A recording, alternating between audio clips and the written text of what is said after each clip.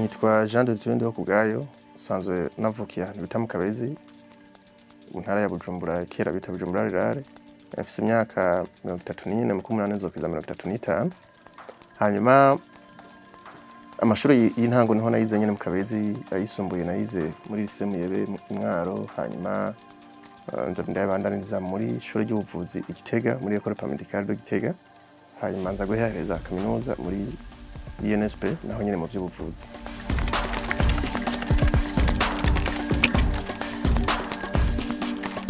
Ico kibazo nza kucishura mu mice ibiri. Umuco wa mbere ni imigambi nk'umugambwe.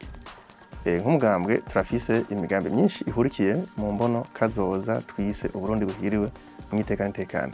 Ngerageje kuyifunya nkayivuga mu ncamake, tuyigereranya n'igiti twise igiti buntu camuza amahirwe.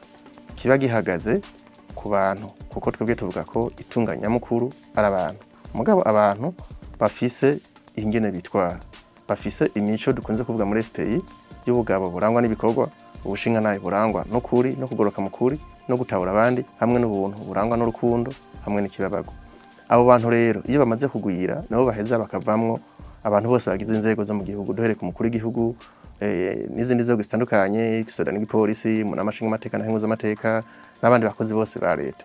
Hanyuma abo bantu nibo baca batanga ico bita ijunja ry'igihugu, bimwe mu gifaransa bita souveraineté, bivanye n'ingene bitwara canke bafata abene igihugu barongoye. Hanyuma abo bantu kandi nibo baheza bagafata ingingo zose zijanye no guteza imbere igihugu, kuko nibo bafata amahera y'igihugu bakayashora mu bintu bitanga bituma igihugu gitera imbere. Twebwe twafatije rero ko tuzohera ku bisata bitatu bikurikira: uburimyi, ubworozi hamwe no gukingira ibidukikije. Ivyo bintu twiyumvira ko yuko nubwo ibindi byose byo kwanka, basi abene Burundi bose bazobaronse byo gufungura.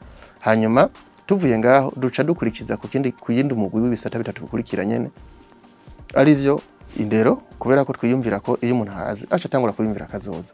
Indero rero no kuvuga duca tuvuga ingene abayikoramwo, abigisha baba bafashwe kuva mu mashuri y'intango gushika mu za kaminuza.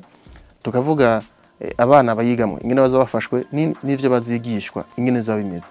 Hanyuma igisata gikurikirana igisata c'amagara y'abantu, aho tuvuga abagikora mwe n'abafashwe n'abaza kucivuzamwo twebwe ingene dufatwa. Hanyuma igisata ca gatatu ni igisata twise ivyo gukingira abantu, mu gifaransa bavyita sécurité sociale.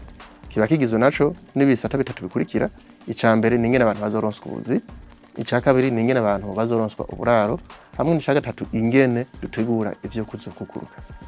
Ivyo rero biheze duca tuja ku gisata canyuma cise urugero ruhanitse.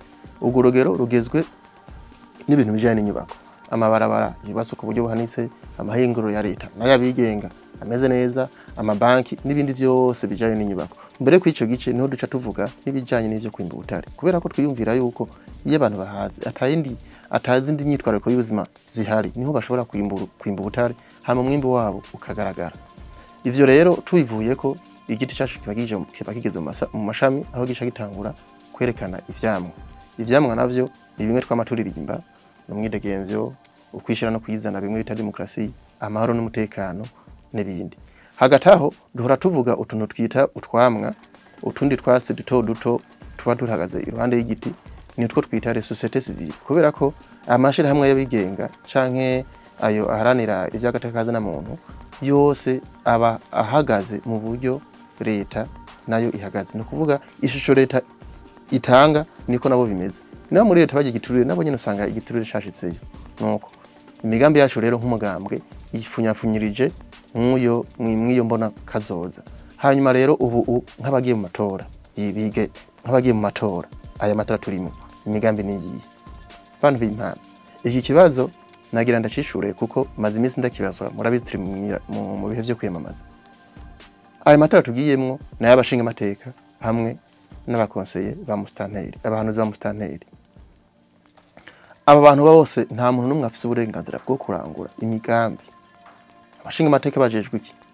No gutora amategeko meza canke kuyahakana mu namashinga amateka no gukurikirana ibikorwa vya leta. Ivyo bikorwa bibiri mu vyumvirije, nta namwe harimo ivyo kurangura imigambi. Ico bikoze mutwizeye tukajayo turi benshi, turashaka gutora amategeko meza atuma abarundi babaho neza borohewe.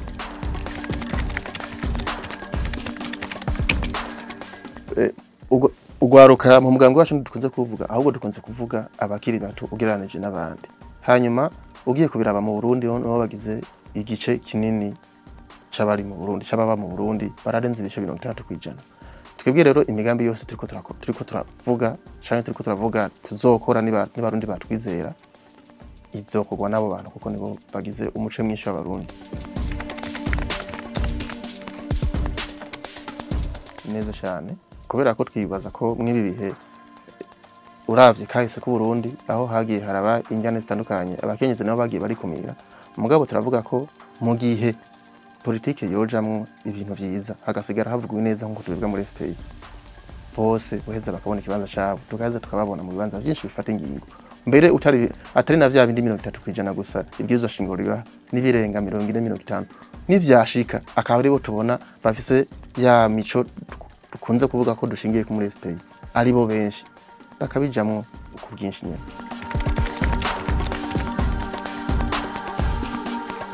No kubera ko twebwe twifuza ko umurundi wese mu kino gihugu akwiriye iteka rimubereye. Ikintu ca mbere nkunze kunegura nuko turi igihugu ca mbere gikenye kw'isi birambabaza cane.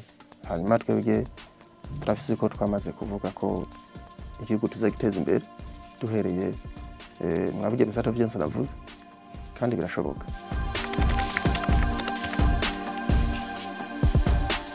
Mwaye matora tugiyemwo mu nama nshingamateka irafise ingene itunganijwe bishitse tukayajamwo abarundi batwizeye tukaba dufise kimwe bita ubwinshi canke majorité no kuvuga abashingamateka bangana n'igice uteranije umwe hari ibintu byinshi twakosora amategeko atorwa mu kino gihugu harimwo amategeko menshi araba n'ingoga ibijanye n'ubuzima bwacu duhereye kuri genga amafaranga ubwikoresha n'ibindi byinshi amategeko menshi agenda aratorwa ari mu tunenge kuko nk'abashinga amateka niho tugarukiriza ariko kandi n'amatora atera tujana mu yandi matora yimirije mu kuri gihugu ya 2027 aho igihagararo tuzokura mwaya ari cyo kuzokorekana n'igihago tuzadufise mu 2027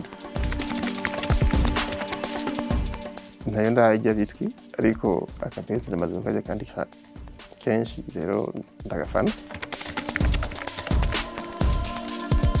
hakajambo kanyuma FPI ni umugambi mushasha umaze umwaka umwe n'inusu ni umugambwe uravye imigambi yawo uhicizera abarundi n'abantu bose bamaze kumviriza ivyo ushikiriza nk'imigambi rero ico twobasaba ni mwiteho gusoma turafise imigambi yose n'ibitabo byinshi twanditse haba ico kirimwo umugambi w'imbona kazoza Burundi buhuriye mu itekane n'ibindi by'inyigisho zitandukanye mu bisome kugira ngo nimwamara kubisoma ugukurikira muzohore mutubaza ibi nibiko mwabivuze ubwo ntimwabeshe mwabikora gute kugira ngo umuzoronke n'akaryo ko kugereranya ivyo tuvuga ko tuzokora n'ivyo abandi bavuga ko bazokora zo duhunda amajwi twitere iteka abarundi.